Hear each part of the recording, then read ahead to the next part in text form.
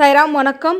காரடியான் நோன்பு எளிய முறையில் நம்ம வீட்டில் வழிபாட்டு முறை செய்து தீர்க்க சுமங்கலி வரம் பெறவும், வீட்டில் எப்போவுமே ஒற்றுமை செல்வ வளம் பெருகவும் அம்பாளிடம் எப்படி நம்ம வழிபாட்டு முறை செய்யலாம் அப்படின்றத பார்க்கலாமா? வருடந்தோறுமே மாசி மாதத்துடைய இறுதி நாள் தான் காரடையான் நோன்பாக அனுஷ்டிக்கப்படுது.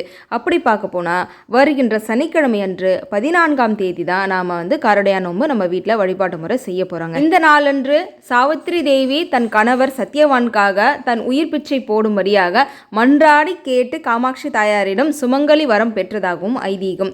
அதனால் இந்த நாளன்று நாமும் அம்பாளை வழிபாடு செய்தோம் அப்படின்னா நமக்கும் தீர்க்க சுமங்கலி வரத்தை தாயார் அருள் செய்வாங்க. சாவித்திரி தேவி எப்படி அந்த காட்டில் இருக்கிற பொருளை வைத்து அம்பாளிடம் வழிபாடு செய்தாங்களோ அதே போல அன்று நாமும் காராமணி பச்சரிசியை பயன்படுத்தி கார வடை, அதுக்கப்புறம் இனிப்பு வடை இரண்டும் செய்து வைக்கணும். அப்புறம் உருகாத வெண்ணெய், இந்த 3 பொருட்கள் வெத்தலை பாக்கு பழம் வைத்து நீங்கள் வழிபாடு முறை செய்தாலே போதும். சனிக்கிழமை அன்று மாலை நேரத்தில் இந்த பூஜை செய்கிறதா ரொம்ப விசேஷமானதுங்க. அப்படி முடியாதவங்க வேணால் காலையில் வேணால் நீங்கள் வழிபாட்டு முறையை செய்துக்கோங்க. இந்த பிரசாதங்கள்லாம் அழகாக செய்து முடிச்சுட்டு உங்கள் வீட்டில் காமாட்சி அம்மன் படம் சிலை இருந்து அழகாக அலங்காரம் பண்ணிக்கோங்க. மீனாட்சி அம்மன் சிலை இருந்தாலும் தாராளமாக நீங்கள் வச்சுக்கலாம். வச்சு இந்த பிரசாதங்கள் எல்லாம் நைவேத்தியமாக வைத்து விட்டு தாலிக்கயிறு மாற்றணும்னு நினைக்கிறவங்க காலை நல்ல நேரம் பார்த்து நீங்கள் மாற்றிக்கோங்க.